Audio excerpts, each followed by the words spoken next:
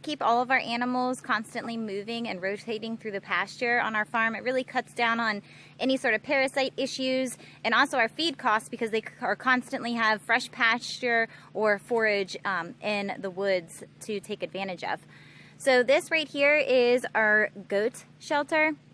It's really lightweight. You can see that it has 3-inch PVC pipes along the bottom with caps on either end.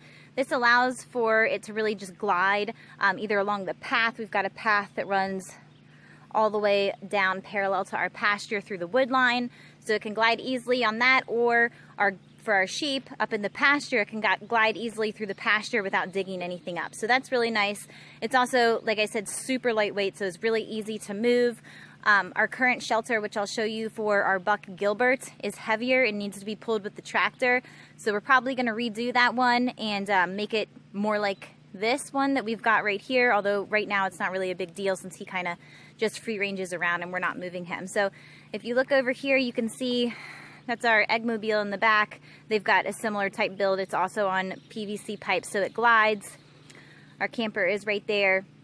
This is all of their area right now for our does to just clean up all of this forage, and then as soon as they've mowed that down a bit and there's nothing else that interests them, we will move them to the next spot, which is about every other day to every 2 days, just depending on how quickly they go through it. You can see Hazel, our doe, right there, likes it quite a bit. She'll be bedded down with some straw here shortly. Looks like I've got a visitor behind me. Hey, Gilbert. So there's Gilbert, there's Josh in the back. He's working on the gator clips, which go off of each of the electric fencing, and we can just clip into the high tensile wire as we move down the pasture. This right here is the shelter for our buck Gilbert. He has more of a stationary pen because he kind of stays behind the 2 strands of hot wire that are back here and free ranges around. He's well kept behind that and really just kind of minds his business, but likes to be able to go over and check on his lovely doe occasionally.